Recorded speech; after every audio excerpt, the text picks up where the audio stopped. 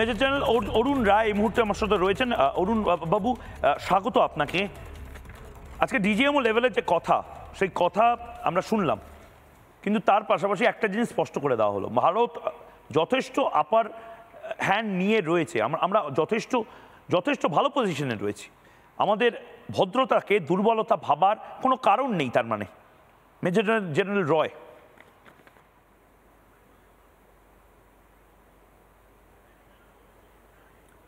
দেখুন, এই জিনিসটাকে চারটে ভাবে ভাগ করা যায়।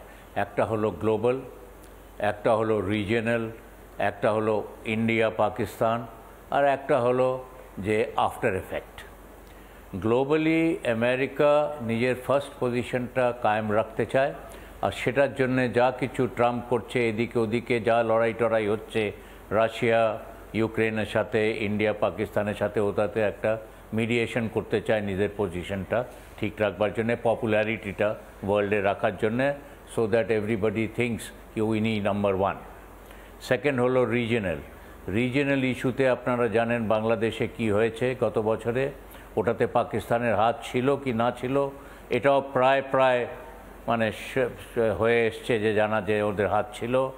আর পাকিস্তান কখন যা শুরু করলো আমাদের সাথে এই সময় আসিফ মুনিরের ইন্টারন্যাশনাল অডিয়েন্সকে লেকচার দেওয়ার পরে, ইন্টারনালি আমাদের দেখা উচিত আমাদের ইন্টারনালে যেটা 0.5 ফ্রন্টটা, সেটা আমরা কতটা কন্ট্রোল করতে পেরেছি।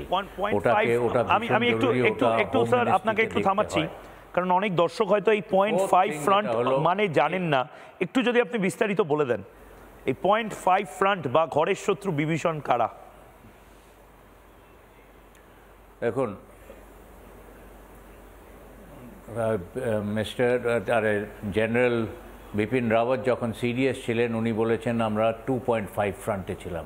2.5 ফ্রন্ট মানে China 1 front, Pakistan 1 front and 0.5 front which is internal, মানে আমাদের ওই ঘরের শত্রু বিভীষণ ওই কথা নিয়ে। কিন্তু আজকে কিন্তু ওটা প্রায় 3.5 ফ্রন্ট, কেন কি বাংলাদেশকেও গুনে নিতে হবে আপনাকে এটার সাথে। কিন্তু ওই 0.5 ফ্রন্টটার কোনো মুখ নেই, ওদের একটা খালি মুখোশ আছে। ওটাকে আমাদের ভীষণ দরকার ওটাকে কন্ট্রোলে করে আনা। এনিওয়ে, এখন আলাম ইন্ডিয়া পাকিস্তানের সাথে। অনেক লোকেই অনেক কিছু বলছে, পিওকে নিতে হবে, পিওকের পরে কথা বলবো, এই সই। একটা জিনিস আমাদের জানতে হবে যে আজকালের দিনে অ্যাবসলিউট ভিক্টরি বলে কোনো জিনিস নেই। অ্যাবসলিউট ভিক্টরি পিওকে নেওয়ার জন্য আপনাকে পুরো অ্যাবসলিউট ভিক্টরি করতে হবে, তার মানে Pakistan survival is not there. আপনাদের গেস্ট প্যানেলিস্ট বলছিলেন পাকিস্তানকে ভেঙে দিতে হবে 5টা প্রভিন্সে। হ্যাঁ, যদি ভেঙে যায় তো ভেঙে গেল, কিন্তু ভেঙে দিতে হবে, কি করে ভাঙতে হবে এটা এখনও নাই। আর অ্যাবসলিউট ভিক্টরির দিকে মিশনও হওয়া উচিত নয়, কেন কি নিজের ক্ষতি ছাড়া একটা কোনো দেশকে ছাড়ুন, একটা কোনো জানোয়ারকে যদি আপনি কোণঠাসা করবেন, ও কিন্তু বেঁকে উঠবে, লড়তে তৈরি হয়ে যাবে। আর সার্ভাইভেবিলিটি অফ এ নেশন যখন কোশ্চেন হয়, তখন সে যা কিছু করতে রাজি, হয়তো নিউক্লিয়ারই ইউজ করে ফেলবে। তো এইটা নিয়ে অনেক ভেবে চিনতে স্থির মাথাতে এইসব ভাবতে হয়, কি যে এসকেলেশন যদি করতে হয় আমাদের কিভাবে করা। রয়ে গেল এখন অস্ত্র। এই প্রথমবার আমি শুনলাম যে আমাদের integrated anti air defence architecture, এটা কিন্তু সত্যিই একটা মানে ওয়ার্ল্ড শেকিং নিউজ। অ্যান্ড আমাদের যে আকাশ তীর আছে, আকাশ তীর আর আকাশ দুটো কিন্তু আলাদা জিনিস। আকাশ তীরটা যেরকমভাবে ইউজ হয়েছে, ইসরো, আমাদের বেল আর এই সব মিলিয়ে wonderful even. It has become a weapon of the world.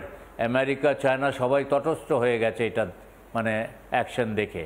BrahMos অনেকে জানে যে ব্রাহ্মসের ক্যাপাবিলিটিটা কী। ব্রাহ্মস ইউজ করা হয়েছে, ব্রাহ্মসের সাথে সাথে বাংকার বাস্টিং বম্বসও ইউজ হয়েছে, এটা মনে রাখবেন। এই আমার কথা বলা কি আপনাকে সব দিক থেকে ভেবে চিনতে করা উচিত এসব। এখন লাস্টে যেটা আমার বলার কথা, এটা থামবার আগে ভারতকে চাই কয়েকটা দাবি রাখা। ওই দাবির মধ্যে 4 জনকে চাওয়া কি হ্যান্ড ওভার করে দেওয়া মাসুদ আজহার, দাউদ ইব্রাহিম, হাফিজ সাইদ আর Asim Munir for trials for crimes against humanity, সেটার জন্য আমাদের ওদের হ্যান্ড ওভার করে দেওয়া উচিত বিফোর এ সলিউশন।